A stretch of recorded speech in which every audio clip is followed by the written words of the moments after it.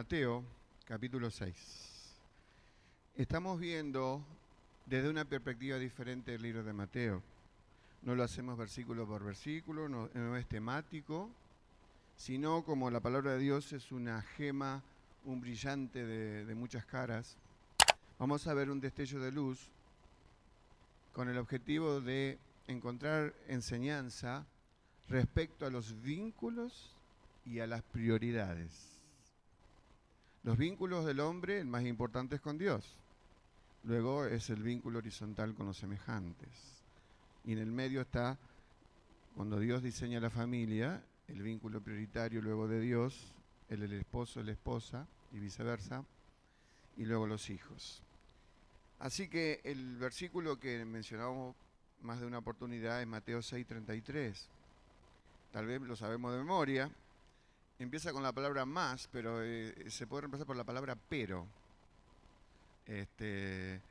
Y dice, pero buscad prioritariamente el reino de Dios y su justicia. Y todas estas cosas, ¿cuáles? Las que él habla, Jesús, en ese pasaje de Mateo 6, del 25 al 34, sobre las cuestiones materiales, la comida, la bebida y el vestido.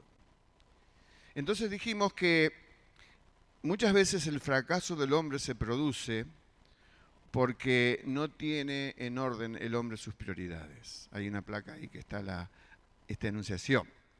Por eso es tan importante tener en orden las prioridades, porque cuando eso no ocurre, los vínculos del hombre se debilitan, hasta se atrofian, se dañan, se pervierten. Y nunca podemos trocar del primer lugar que le corresponde a Dios. Todo aquel que ha hecho eso ha tenido una lamentable experiencia. Y decíamos, y hace un repaso de 2 minutos nomás, porque no tengo todo el tiempo, en el libro de Mateo vimos reconciliación antes que la adoración. Eso está en el capítulo anterior, donde Dios reprende a aquel que va a hacer un acto de adoración y lo hace, pero no se da cuenta de que hay un vínculo quebrado con algunos semejantes, y entonces Dios le dice, no, primero, antes que la adoración está la reconciliación, la placa lo dice. Segundo, vimos la integridad antes que la falsedad. El capítulo 6 de Mateo habla de varias manifestaciones de la vida devocional del hombre. ¿A qué me refiero? A la limosna, a la oración y al ayuno. Y ahí el Señor dice, cuidado, la placa 6 es. Ahí la integridad es prioritaria. Al Señor no le importan tus actos religiosos, si realmente no estás viviendo en integridad. Tercero, la generosidad antes que el egoísmo. Y nos damos cuenta que en el capítulo de Mateo, capítulo 6, 19, cambia el tema. Luego de hablar de las devociones fingidas, aunque son reales, pero con una mala motivación, el Señor cambia de tema y comienza a hablar de los asuntos económicos. ¿Por qué lo hace el Señor? Vamos a darnos cuenta que lo hace porque tiene los bienes económicos, cuando no están en el orden de Dios, tienen la posibilidad de hacer interferencia en la vida espiritual. Por eso empieza el verso 19, no hagamos tesoros, y habla allí de la polilla, del orín. Dice la polilla porque en el mundo antiguo las ropas eran muy valiosas, muy valiosas. Entonces se dice, pero no te preocupes tanto de hacer un capital inmenso en ropa porque la polilla te la puede comer, y si tenés algún bien material de aquellos que era oro, plata, algo así, los ladrones también andan dando vuelta. Después habla de, y ahí está en el punto 4, lo espiritual antes que lo material, el versículo 24, Dios le concede a las riquezas nombre propio. No hay otro texto en la Biblia que esté en antítesis con Dios, como el Dios falso de las riquezas. Ahí no está, por supuesto, pero en el original dice mamón. Y a veces, sin querer, los seres humanos nos transformamos en seguidores de mamón, porque cada vez que vos decís algo así, vas a hacer tal cosa, y es una cosa importante, o que Dios puede creer que vos lo hagas, y si vos decís, no tengo dinero, le estás atribuyendo a mamón aquel que puede determinar tu conducta. Y la Biblia dice que el que determina tu conducta y tu vida es Dios. Entonces es mejor decir, si Dios quiere que lo haga, aparecerá el recurso. Así que lo espiritual antes que lo material. Y Dios tiene que estar en el centro de la vida, o sea, es prioritario. Y eso es el secreto de vivir la verdadera vida cristiana. Y en este versículo, Mateo 6:33, que repetimos ya varias veces, podemos resumirlo de lo siguiente. Dios, ¿qué está pretendiendo cuando afirma eso el Señor Jesús? Después de decir, el versículo 25 de Mateo 6, empieza con la frase por tanto. Os digo, no os afanéis por vuestra vida. ¿Por qué está ese por tanto en la Biblia? A veces hay frases chiquitas de gran interés para interpretar el texto. El Señor había hablado de que los tesoros en el cielo no hay que hacerlos y no en la tierra, que tenemos muchas veces un ojo calculista, eso es la lámpara del cuerpo, y también que hay un Dios falso que compite con mi fidelidad, ¿no? Quiere ser que yo le sea fiel. Entonces el Señor dice, por tanto os digo, o sea que si nosotros no prestamos atención, lo que llega a ocurrir es que aparece en nuestras vidas la ansiedad. Y muchas veces estamos ansiosos cuando aparece la ansiedad, pero ese es el síntoma. La causa es mucho más profunda. Y no es tan, diríamos, leve por el cual el Señor habla muchísimo de las cuestiones materiales, porque nosotros tendemos naturalmente al mundo material. ¿Se acuerdan cuando explicó la parábola del trigo y la cizaña? Una parte de la semilla, en realidad la semilla entre el corazón y el que se siembra es el hombre. La semilla para el corazón, lo explica el Señor, y el hombre se siembra. Determinado terreno es el que escoge. Y la semilla que está plantada junto a espinos, dice la Biblia, explicada por Jesús, esa semillita se apaga por los afanes de este siglo y las cosas materiales. También tenemos el ejemplo que provocó tristeza en Jesús. Un joven rico, es un NN, preocupado por el cumplimiento de los mandamientos de Dios, y el Señor le desafió a vender todo. Ese es el desafío más importante, no es que sea una regla general. A él, que tenía prendado su corazón en el mundo material, le dijo que se desprendiera de ello. Y dice que el joven rico no estuvo dispuesto. Y ahí el Señor añadió que es muy difícil que un rico, y ahí comparó que un camello pase por la aguja. No es la puerta de las agujas que había en Jerusalén. Jesús está denunciando un imposible, porque el tamaño de un camello, y con los litros que toma según supimos hoy, es imposible que pase por un lugar tan pequeño. Así que, ¿por qué el Señor se preocupa de los bienes económicos? No porque esté en contra de que los poseamos, eso no es cierto. Ni tampoco que esté indicando, despréndanse, tiren para allá, vivan con lo mínimo. No está diciendo eso el Señor. Está refiriéndose al vínculo que el hombre, o yo, o vos, podemos tener con las cuestiones materiales. ¿Y por qué es malo? Porque genera inestabilidad en la vida. Y entonces, en muchas ocasiones, termina el ser humano apoyándose en los valores del comercio o los vaivenes de la cosa material y termina afectando su vida. Ustedes pueden leer la revista Forbes, que no se edita aquí, pero siempre tenemos los ecos en nuestros celulares, en los diarios digitales. Siempre mencionan a las personas más ricas del mundo, ¿no? Hay una competencia. Ahora, en este momento, el más rico del mundo es Arnold, que es un francés. Antes tuvo Bezos, que tuvo que compartir su riqueza con su esposa, con la cual se divorció. Otras veces, como 20 años seguidos, fue Bill Gates, etcétera, etcétera. No está en la cantidad, sino qué hacemos con las cosas del mundo material. Y debemos tener mucho, mucho cuidado. Quisiera contarle una pequeña historia de la placa 10, que dice, mirando hacia afuera, se apaga la llama. Es una historia muy vieja. Y esto ocurre con las personas que se exceden en su interés, en la dedicación de su tiempo, en su esfuerzo respecto al mundo exterior. Generalmente hay un desbalance. Su mundo interior es descuidado. Y me refiero, por ejemplo, a que se desconoce que Dios es el autor de todas las cosas. Así dice una pregunta de Pablo en las cartas. ¿Qué tienes que no hayas recibido? Una pregunta que tiene una lógica respuesta. Dice que había en un reino muy lejano y de hace mucho tiempo, en la India, un rey que tenía un desprendimiento muy grande con respecto al interés por las cosas materiales y tenía una vida espiritual profunda. Y alguien del reino se interesó en saber por qué el rey obraba así.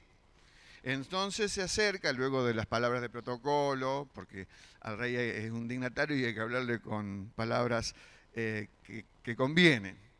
Y entonces le dice: Majestad, ¿cuál es el secreto para cultivar la vida espiritual en medio de tanta riqueza?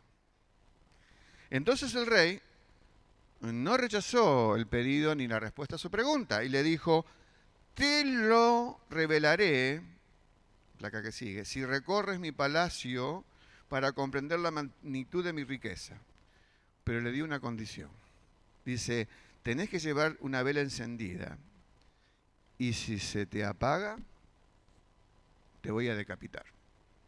El hombre estuvo dispuesto. Entonces dice que al terminar el paseo, el rey le pregunta: ¿qué piensas de mis riquezas? La persona respondió: no vi nada, solo me preocupé de que la llama no se apagara. El rey le dijo: ese es mi secreto. Estoy tan ocupado tratando de avivar mi llama interior que no me interesan las riquezas de afuera. Por supuesto, esa historia no está en la Biblia, pero tiene una gran lección. El famoso autor del libro, John Piper, y pastor, tiene una frase comentando la ansiedad de Mateo 6 que es muy interesante. Miren lo que dice, muy breve. Nuestra ansiedad nos muestra que estamos demasiado cerca del mundo, esto está en una placa, y demasiado lejos de Dios. Repito, nuestra ansiedad nos muestra que estamos demasiado cerca del mundo y demasiado lejos de Dios. Sos una persona ansiosa, tenés que recordar estas frases. Y hay preguntas que podemos hacernos en este mundo que nos rodea para mantener viva la llama. Y ahí están en la placa que sigue estas preguntas. En el día que el Señor te llame a su presencia y evalúe tu vida, no es un juicio para decidir si vas a ser salvo o no, porque ya sos de Cristo, si tenés a Cristo, pero sí que evaluar nuestro trabajo como cristiano aquí en la tierra. Fíjense, Dios no te preguntará qué modelo de auto usabas, sino a cuánta gente le fuiste útil con él. Segunda pregunta, piensen para responderla, porque a veces tenemos tanto cuidado con nuestro auto que no queremos subir a nadie que nos deje alguna cosa mala. Dios no te preguntará si tu casa era grande o no, sino a cuánta gente recibiste en ella. Dios no te preguntará la marca de tu ropa en tu placar. A muchos gustan las ropas de marca, sino a cuántas personas ayudaste a vestirse. Dios no te preguntará cuán alto era tu sueldo, sino si vendiste tu conciencia para obtenerlo. Dios no te preguntará cuál era tu título, sino si hiciste tu trabajo con lo mejor de tu capacidad. Dios no te preguntará cuántos amigos tenías, sino te preguntará cuánta gente te consideraba a vos tu amigo. Séptimo, Dios no te preguntará en qué barrio vivías, sino cómo tratabas y cómo eras con tus vecinos. Dios no te preguntará el color de tu piel, sino por la pureza de tu interior. Dios no te preguntará cuántos compartiste el mensaje, sino si te dio vergüenza hacerlo. Fíjese, la placa anterior también es algo importante que quisiera decirles, también basada en el Sermón del Monte. Y plantea el Evangelio que es. No es motivación el Evangelio es salvación. No es empoderamiento el Evangelio, es arrepentimiento. No es autopromoción, sino autonegación. No es riqueza material, por eso lo espiritual está antes, prioritariamente a lo material, sino riqueza espiritual. No es grandeza, es pureza el Evangelio. No es acumular el Evangelio, es dar. No es prosperidad, como se predica en muchos lados lamentablemente, es santidad. No es ambición, sino rendición al Señor de los señores. No es opulencia, es obediencia. No es ser un ganador, es ser un servidor.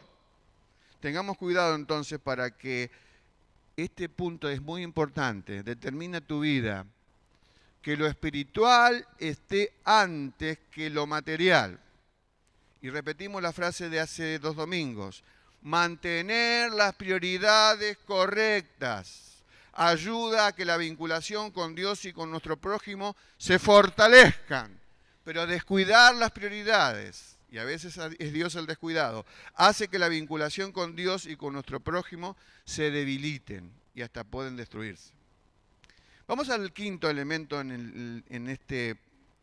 Eso es un paneo rápido, un paneo macro del Evangelio de Mateo, el Sermón del Monte, enfocado a vínculos y a prioridades. Quinta elemento, discernimiento antes que ceguera.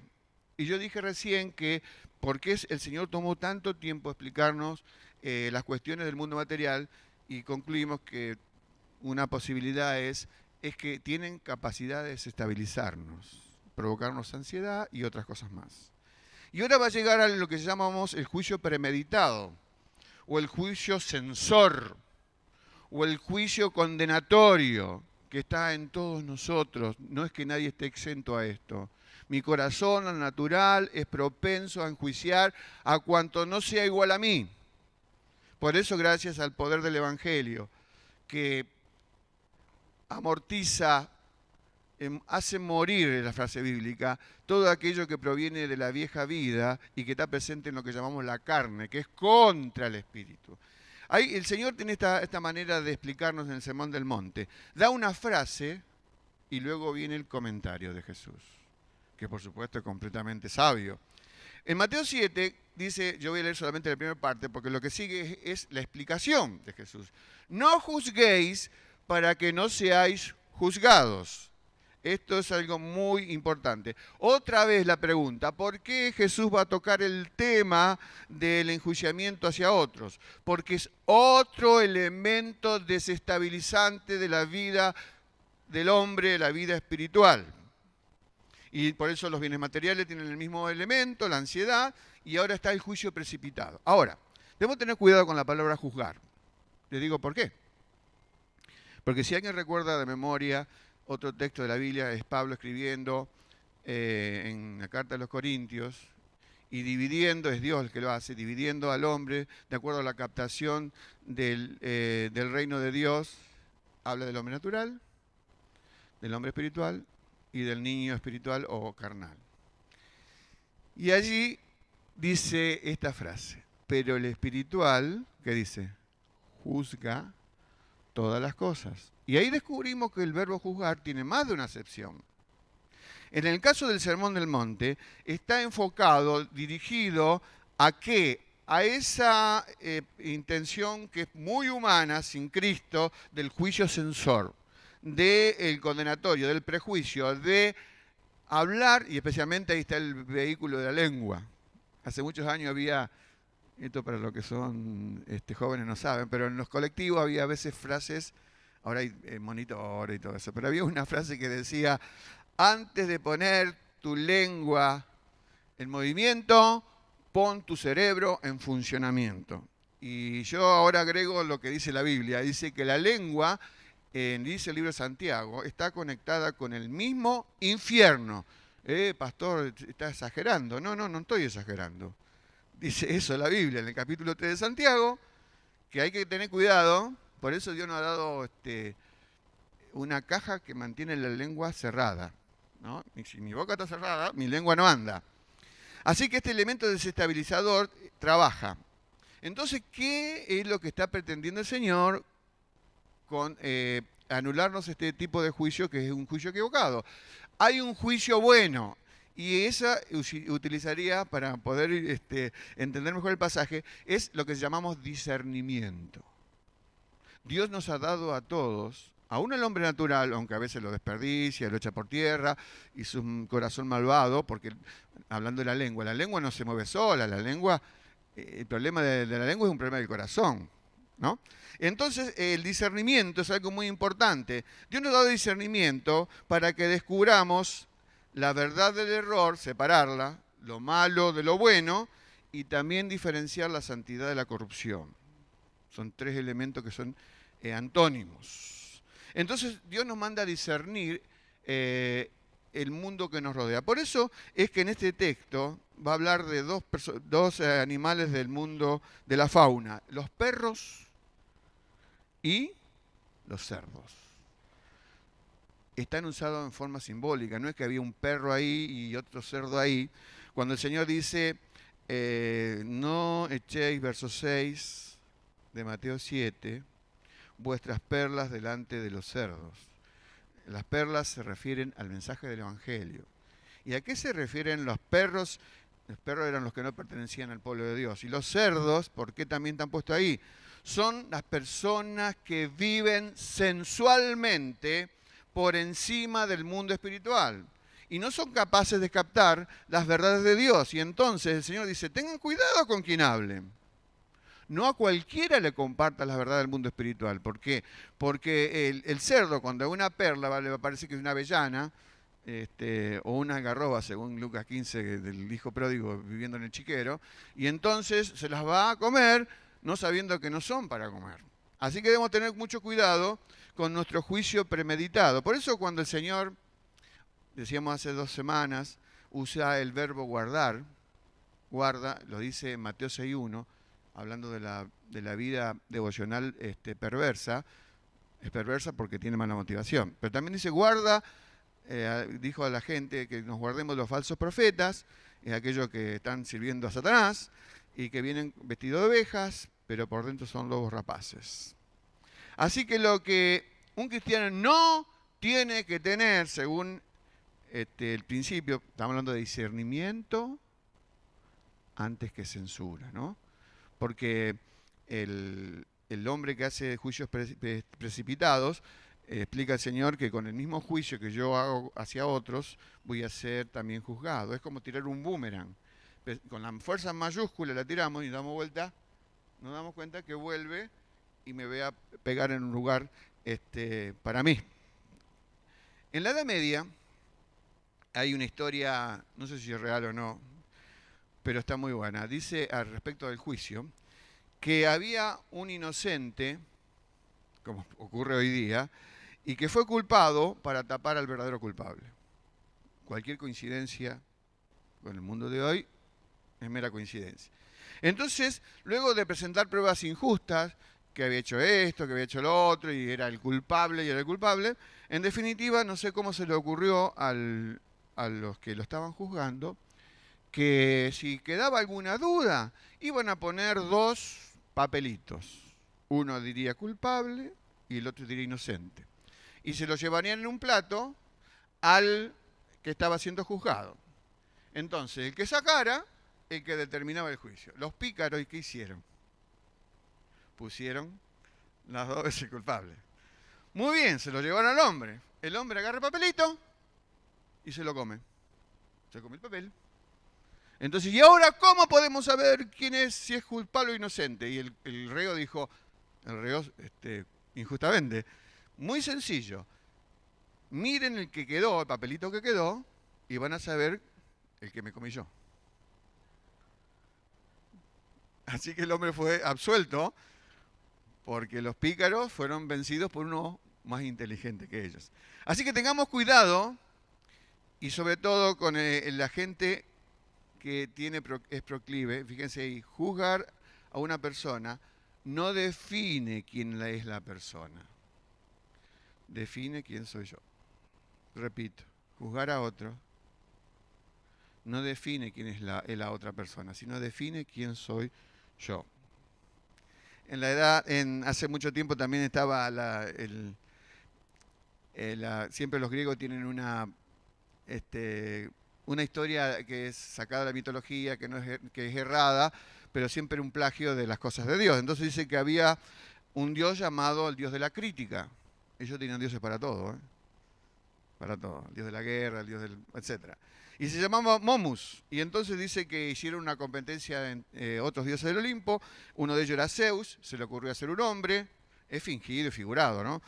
Atenea, que era la diosa del arte, y dice que hizo una casa, y bueno, y el Poseidón, el dios del mar, hizo un toro. Cuando vino el dios de la crítica, a todo le encontró algo. El hombre, dice, le faltaba una ventana para saber sus pensamientos, la casa está muy linda, pero le falta ser móvil, de poner ruedas, y el otro que había hecho un toro, dice, los cuernos tenían que estar arriba y estar abajo, para que los ojos puedan ver a dónde se dirigen. Entonces la definición era que por insoportable lo echaron del Olimpo. Bueno, el que ejerce las críticas se transforma en una persona insoportable. Y te pregunto, ¿vos querés ser un insoportable? Me imagino que no. Así que debemos poner la lengua bajo el control del Espíritu Santo. Ahora, en este pasaje de el discernimiento antes que la ceguera, debemos saber que nadie puede dar ni enseñar lo que no tiene ni lo que no sabe. Y entonces ahí está el boomerang, miren. Y entonces cuando un hombre juzga a otra persona, el juicio vuelve contra sí mismo. Repito, parece que a veces no lo sabemos y nos empeñamos en ejercer juicio contra otros. Cuando el hombre juzga a otra persona, el juicio se vuelve contra él mismo. Y no lo olvidemos. ¿Se acuerdan del rey David que había hecho todo tipo de una concatenación de pecados? Ocio, pereza, no salió al ejército, codició a una mujer, tuvo relaciones sexuales y terminó matando al marido de Betsabé. Luego Dios mandó a un profeta para hablarle de la crueldad de su conducta. Y el profeta, que tenía miedo de que le cortaran la cabeza, contó una historia figurada de alguien que tenía una sola corderita como mascota y había un vecino que era súper rico, tenía cientos o miles de corderos. Vino un visitante y lo quiso agasajar el hombre rico y no tuvo mejor idea que sacarle la única que tenía aquello. Entonces el rey se enfureció y dijo que hay que devolverle 4 tantos, que era la ley del Antiguo Testamento, hay que devolver 4 veces lo mismo. Y tuvo palabras ofensivas contra la historia figurada. Y Natán levantó el dedo y dijo, en nombre de Dios, tú eres ese hombre. Tú eres ese hombre. ¿Por qué? Porque el juicio podría haber sabido, aunque estuvo 1000 años antes del Sermón del Monte, lo que Jesús iba a decir con respecto al juicio. Entonces el crítico es un perfecto inútil, por 3 razones. Es inútil para sí mismo, porque si no se saca la viga, bueno, estoy compartiendo algo de lo que no leí, pero en Mateo 7 dice que el que tiene una viga era como si fuera en la construcción, una gigantesca madera que cruzaba la construcción y que sostenía el techo. O sea, es algo gigante. Y él se estaba fijando, el crítico, según relata Jesús, en la pajita, en una cosita infinitamente chiquitita. Y entonces Dios es un inútil. ¿Por qué? Porque no se saca la viga, entonces no tiene utilidad para nadie. Segundo, no tiene utilidad para sí mismo. Es inútil para los demás, porque no puede ayudar a nadie. Y tercero, es inútil para Dios, porque Dios está imposibilitado de usarlo. Para concluir esto, Dios tiene que estar en el centro de la vida y ese es el verdadero secreto de vivir. Por eso estamos confrontando las prioridades. Estamos diciendo ahora que el discernimiento estaba antes que el juicio y ahora debemos, antes que estar ciegos, tenemos que ver y discernir. Y hay 4 preguntas, que con esto quiero terminar, que debemos hacernos frente a cuándo yo debo mover mi lengua o no. Miren, las 4 preguntas, ahí están.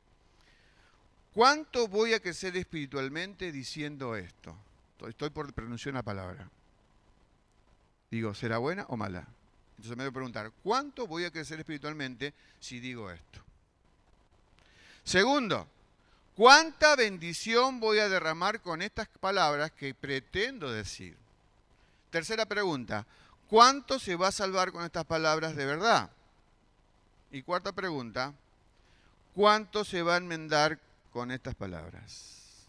Si estas respuestas no son si estas respuestas no son correctas en el aspecto de cuidar la vida de mi hermano y no ejercer un juicio condenatorio, censor y premeditado, debo dejar de decirlas. Y yo a veces lamento que tengo amigos y a veces hermanos que tienen incontinencia verbal. Hablan, hablan, hablan, hablan, hablan. Y en las muchas palabras, creo dice un proverbio, abunda el pecado. Eso me lo decía una anciana cuando yo tenía 15 años y recién había sido convertido. Es un proverbio. En las muchas palabras abunda el pecado. Entonces, mis hermanos, debemos curarnos en salud. ¿Por qué? El origen de todo no está en la lengua, aunque Santiago va contra ella, está en el corazón. Jesús lo dijo, de la abundancia del corazón habla la boca. Así que, finalizando, hermanos, sabemos que el mejor cardiólogo, yo tengo cardiólogo ahora, pero el mejor cardiólogo es Jesús. Es Jesús. Porque Él dice en el Salmo 139, el salmista dice, examina mi corazón y prueba si hay en mí camino de perversidad y guíame por el camino santo. Hermano, consultá a tu cardiólogo, es el de todos nosotros. Él es especialista en cambiar mis malas palabras. Y más allá de eso, porque el origen de mis malas palabras, no me refiero a las palabras sucias, sino a las palabras indebidas, están en el corazón y en la cura. Por eso termino con esta frase. Mantener las prioridades correctas ayuda a que la vinculación con Dios y con mi prójimo se fortalezcan. Descuidar las prioridades hace que la vinculación con Dios y con nuestro prójimo se debiliten. Yo creo que todos queremos vínculos sanos, vínculos fuertes, pero también tan vinculadas con las prioridades que tienen que estar en su lugar. Cuando yo las descoloco, estoy perdiendo mi brújula, como el regalito de las mujeres ayer, la brújula. Hermano, no perdamos la brújula, porque el Señor es el que debe guiar nuestras vidas. Vamos a orar al Señor, vamos a ponernos de pie pidiéndole a Él que podamos ser personas sabias, viviendo con prioridades y vínculos sanos. Señor, gracias por este momento. Señor, porque tú utilizas personas imperfectas como quien te habla hoy para transmitir un mensaje que primero tocó mi corazón, para que podamos vivir plenamente. Señor, queremos vivir plenamente las prioridades. Queremos poner lo espiritual antes que lo material. Queremos vivir con discernimiento antes que con la ceguera, de sacarnos esta tremenda viga que a veces tenemos en el ojo y que somos muchas veces inconscientes del daño que producimos. Señor, ayúdanos a que la realidad de Mateo 6:33, buscar prioritariamente tu reino y practiquemos tu justicia. No la justicia derivada del Calvario, que ya la tenemos, sino que practiquemos justicia. Es la vida derivada de una vida que está rendida a ti. Señor, hoy te adoramos, te agradecemos por ser nuestro Dios, porque tú eres el centro de nuestras vidas. Y de ahí no te salgas, Señor. Que ninguna acción mía determine que tú te corras del gobierno de nuestras vidas. Por el nombre de Jesús. Amén. Vamos a cantar otra canción. Y cuando las prioridades de Dios son las mismas que las nuestras, y eso no porque nos esforcemos, sino es porque nos rendimos a Él. Y es su Espíritu Santo el que las pone en nuestra vida. Y de esa manera podemos mostrar el carácter de nuestro Dios. Y es así que como pueblo la prioridad es mostrar a aquel que nos salvó. Así que terminamos con esta vieja canción. A ver si la recuerdan.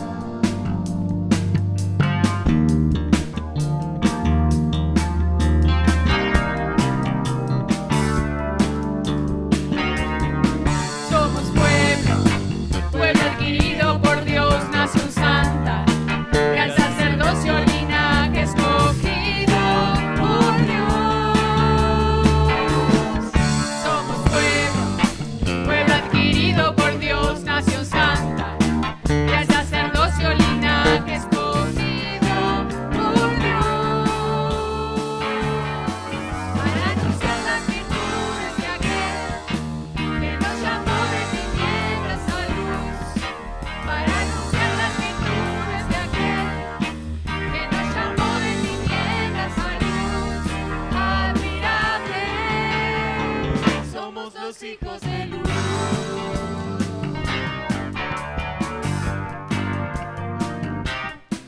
Somos pueblo adquirido por Dios, nación santa, real sacerdocio, linaje escogido por Dios. Somos pueblo adquirido por Dios, nación santa, real sacerdocio, linaje escogido por Dios.